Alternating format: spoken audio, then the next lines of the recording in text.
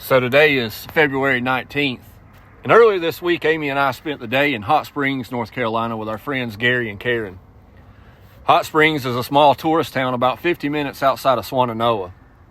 It's a place where Amy and I have taken vacations, spent long weekends in covered wagons, eating at local restaurants and relaxing by the river. Gary and Karen own a large portion of property in downtown Hot Springs. All their downtown businesses were destroyed on September 27th, including the covered wagon Airbnb rentals. This is a hard-working family that has dedicated their lives to Southern hospitality and making their community a better place. Now, because of all the bureaucracy and red tape, they are on the verge of LLC bankruptcy. I want to let you hear their story so we can bring awareness to the financial struggles that's happening all across Appalachia on the wake of Hurricane Helene. Well, I'm Gary. This is my wife, Karen. We're at the Iron Horse Station.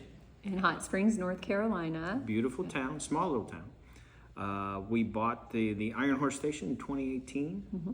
Summer of 2018, Labor Day weekend. And we thought, let's take this business and make it our forever place, retirement, and support the town and bring people in and love on them. And it worked. I can say since we took the Iron Horse Station a little under 7 years ago, mm-hmm. It's been nothing but fabulous. And because of not just us, our guests are absolutely wonderful and our employees are outstanding. And I think our goal was to just really become a piece of the Hot Springs community.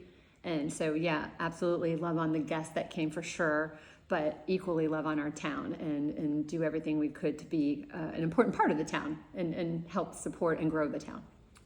So what happened is the hurricane comes through and we're trying to do everything right. We have insurance, we have flood insurance, we're paying our bills, which, by the way, people that have flood insurance know it is not cheap. So we have the hurricane come through and we think false sense of security. Yeah, I mean, you think you have flood insurance, and I tell anybody that has it or any insurance to really have somebody professionally read through it to make sure you understand what you have, because that's where a lot of people get hurt. Our insurance policy is 327 pages long, and there's a lot of verbiage in there that I personally can't understand, so somebody professionally would have to do it. So the long story short is, once it happens and we think, oh, thank God we have flood insurance and we're covered. And a great policy. And and an expensive policy. It ends up that it's not at all what we thought.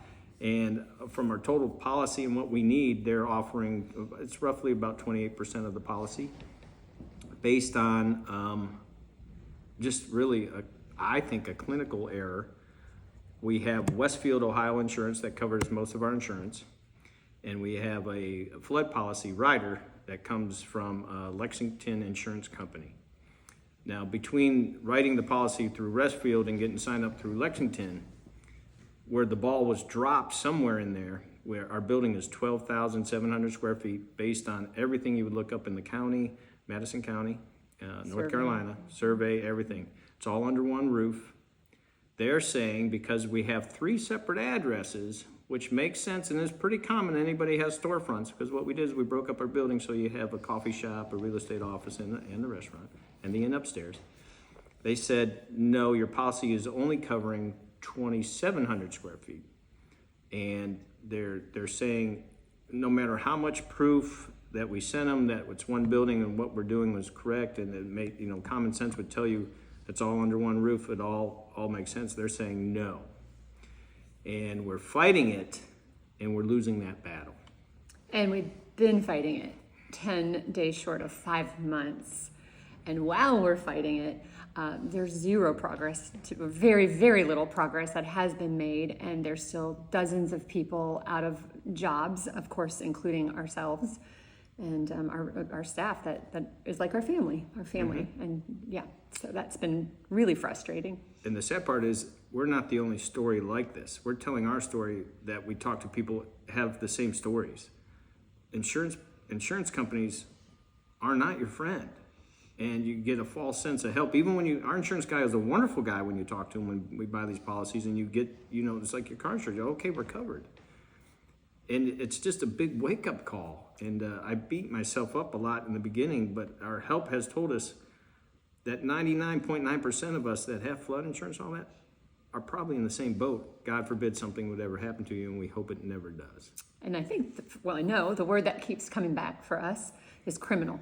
Like, we just keep saying it is criminal because we worked really hard, we paid the bill, we did nothing wrong, and we are getting no help from them or being offered very little help, something that doesn't touch the damage that has been done. It doesn't touch it. And the communication, we had Westfield, who wrote the policy through Lexington Insurance Company, and they were supposed to be going to bat for us, and we were just on hold. The communication is not that good, as much as I called. And finally, we got to the head guy at Westfield that said he's helping us. And when I got to the phone a month later or so, during this time when we think everybody's got our back and everything's working, and he pretty much answered the phone and he said, okay, tell me what's going on. He had no idea what was going on, which was just, at that point, that's the straw that broke the camel's back, and we got some legal advice. But even getting that, and listen, legal advice here, because we've lost all of our income. So we're very cautious to spend any money right now.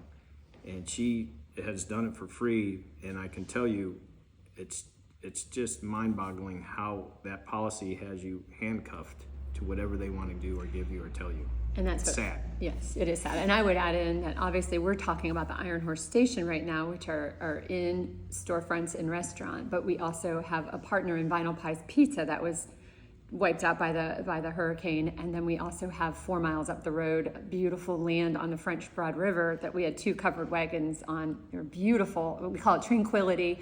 And the river took out the wagons, the roads, the sun deck. We had a container that stored our 30 years of personal items that the river took. And we lost 2 acres of land.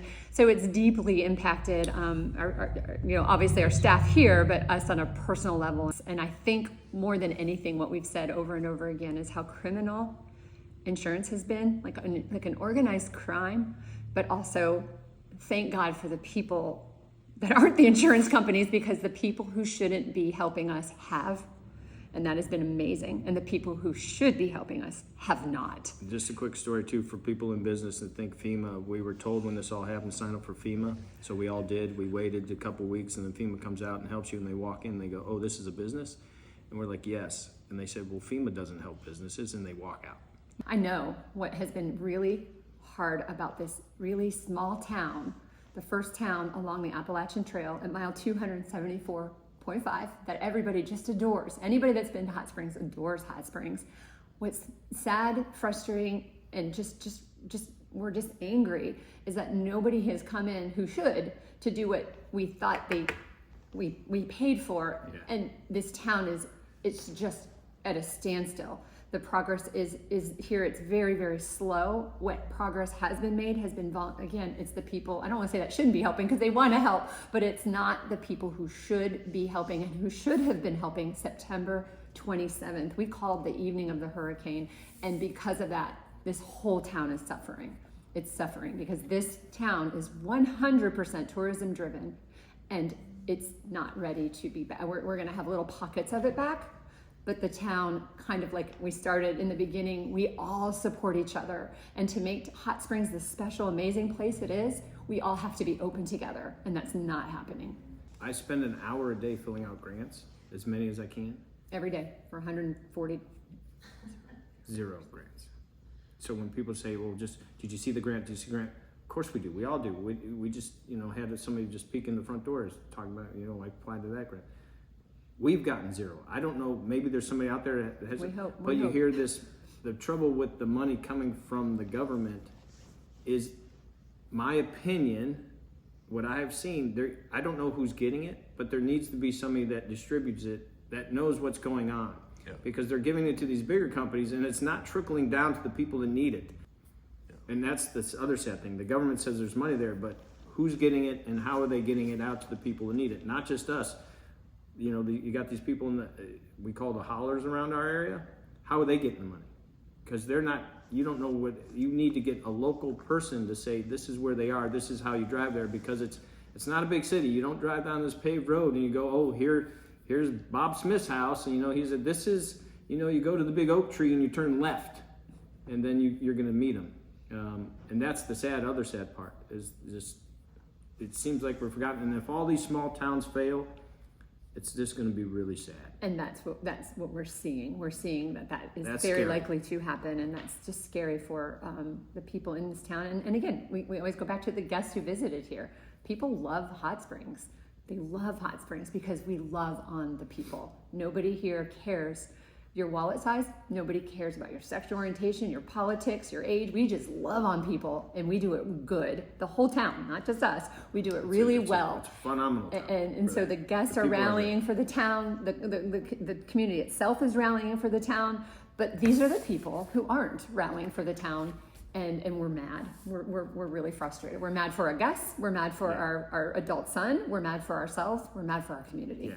It's all the steps you go through when you're healing, right? First, you're like sad, and then you go through it. We're Stages angry. of grief. I'm mad. Stages of I'm grief. just mad at all the people that it's just dead ends. You talk to them, you're like, oh my God. And people really need to grab, even if you have no tragedy, I'm telling you, grab your insurance policies and make sure somebody reads through it for you. Because if God forbid you need it, you're going to be saddened by what the answers are. And we say too, we've said this many times, like, life moves on. It has to move on. And we are blown away to focus on the good thing at how people, I get messages every day on the Iron Horse Kindness page of checking strangers in off on the us, charts. cards still. But I keep saying it's the people that should be there. Like, where are they? Like, again, those people that have been, God bless them. I mean, we don't know what we do. We don't know what we do. What really will aggravate you is when you hear our tax dollars, our government, whatever that is at the time, spending money outside the U.S. when there's so many people who need help here. I can't tell you how much that angers when you've been devastated. When you hear and see that happening, take care of your inner circle first and work your way out. And there's people here that are tax-paying people and then you hear this $59 million here and whatever. Hot Springs could get $15 million and fix the whole town. Yeah. And that's a drop in the bucket when you hear the money they're spending. If the government said, here, Hot Springs, let's give it to the right person, the town could come back, which $15 million is a lot of money, but not when you're talking about government spending. It's crazy. That's all it would take our town. That's it. Yeah. And so I know people hear $15 million like, that's a lot of money. It really isn't. When the whole town comes back. I'm dumbfounded why I'm naive. I keep saying my faith says somebody's gonna come in and we're gonna say, here, fix it, and we're gonna be. I'm hoping to wake up one day and that happens. Yeah, and that's our situation. Like I said, 10 days short of 5 months, and that's how you feel right now. That's the reality. That's our reality. This is our reality. You get frustrated by those things. Maybe you don't truly understand. Maybe you don't know exactly what's going on. But when you when you're not getting the help you need, and you see other people getting help that haven't been in 5 months of this, you just get mad. You just get frustrated and angry. So We are just now seeing the financial fallout all across Appalachia. So many honest, hardworking families are on the verge of losing everything they have ever worked for. And it's time to take action by we the people and hold the insurance companies accountable. Gary and Karen are just a small example of this disaster. It's so widespread, and without the proper financial support, small town Appalachia won't survive. I'm going to leave a GoFundMe in the comments section. If you feel the need to help out, please do so. After all their devastation of their own, they are still continuously helping out in their community and housing volunteers, but that phase is on the verge of going away because of financial reasons. Ultimately, hopefully this video gets brought to the attention of bigger outlets so their story will continue to get out. We love you guys. Thank you for all you're doing. Keep on fighting.